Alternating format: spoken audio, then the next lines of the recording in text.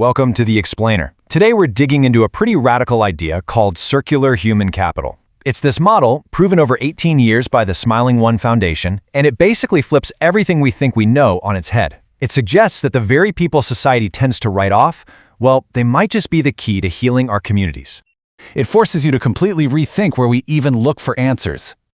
Okay, so to really get why their solution is so powerful, we first have to get our heads around the problem. And look, this isn't just about a broken system, it's way deeper than that. We're talking about a symptom of a major societal wound. I mean, just look at this number, 86%. Let that sink in. Out of 160,000 incarcerated men in South Africa, a staggering 86% will end up offending again. That's not a small crack in the system, right? That's a catastrophic failure. And here's the absolute heart of that failure. It's what's called the discard model. We treat human beings who've lost their way like they're trash. Instead of digging in and healing the trauma that's almost always the root cause, we just throw them away. It's like putting a Band-Aid on a gaping wound. So, if that's the problem, what's the answer?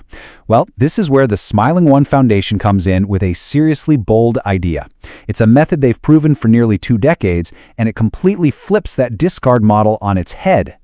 You see, instead of a one-way street to the scrap heap, this model creates a loop, a regenerative one. It takes that vicious cycle of crime, abuse, and dropping out and transforms it into a virtuous cycle of healing, support, and real responsibility. It actually unlocks the exact human potential that we were so quick to discard. And this is the absolute key takeaway. Circular human capital, it isn't just about fixing someone or rehabilitating them. No, it's about transformation. It takes people who society sees as a liability and turns them into catalysts for change, into the leaders their communities are crying out for. Okay, so this all sounds great in theory, right? But let's make it real. Let's talk about one person's journey. Let's talk about Franklin. His story, it's the living, breathing proof that this whole thing works. Franklin's journey is this incredible 4-step evolution. First, it started with I'm responsible. He had to take ownership of his past. Then he became a multiplier, a change agent, actually helping to train other inmates while still inside. When he was released, he wasn't just thrown to the wolves, he was supported. And now he's a guide, a leader in his community, mentoring young people and actively breaking the same cycles that once had him trapped. And the numbers, wow, the numbers just speak for themselves. Franklin is one of 20 change agents who've been released. The recidivism rate? 0. A flat 0%. Now put that right next to the 86% failure rate of the system they came out of. The proof is right there. It's undeniable. But here's the thing. A transformation like Franklin's doesn't just happen in isolation. It's like dropping a stone in a pond.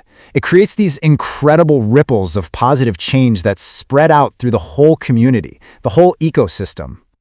And we can see this in action at Ravensmead High School. And this is a factual case study, not a what-if. Before SmilingOne came in, you had kids who were totally disengaged, dealing with trauma, exposed to gangs. They were on a path to dropping out. But after the program, with guidance from change agents like Franklin, those same kids become champions of change. They learn emotional literacy, they find a purpose, they actually graduate, and then they start inspiring the people around them. So you see, this is so much bigger than just one program. It's a whole ecosystem. The offenders become these conscious, caring mentors. The at-risk kids get role models they can actually look up to, and they become leaders themselves. And, so importantly, the teachers, who are often completely overwhelmed, they get the tools and support they need to create safe spaces for learning. It's the whole community rising up together. Okay, so we've seen the incredible social impact. But it turns out this also makes a ton of economic sense. In fact, when you look at the numbers, you start to see just how expensive our broken discard model really is, not just for people, but for our wallets. The numbers are just stark. It costs society 12,000 Rand a month to keep one person locked up.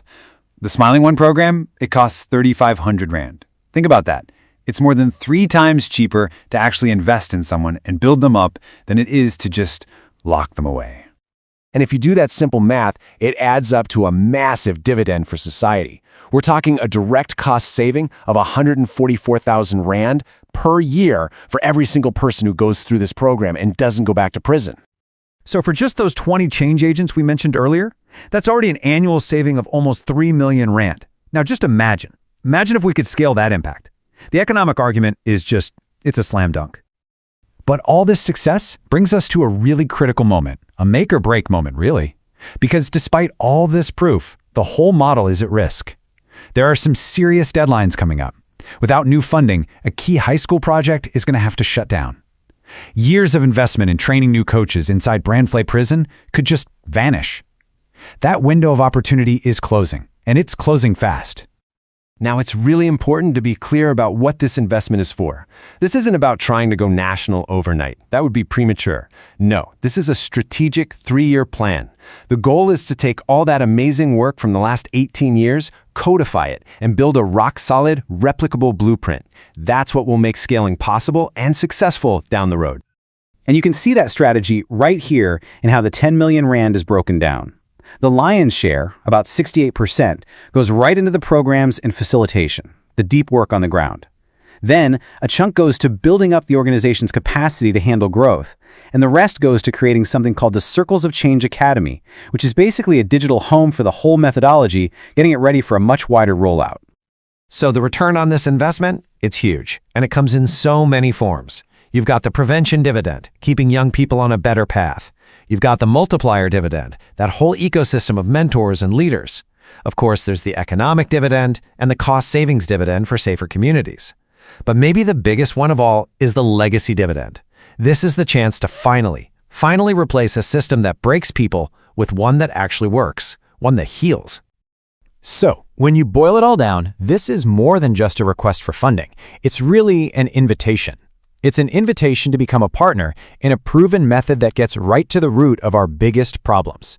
It's a chance to help build a future where we actually don't leave anyone behind. And that really just leaves us with one final thought, doesn't it? After 18 years of doing the work with a 0% recidivism rate to show for it, the question isn't, does this work anymore? We know it works. The only question left is, who's going to be part of making this change inevitable?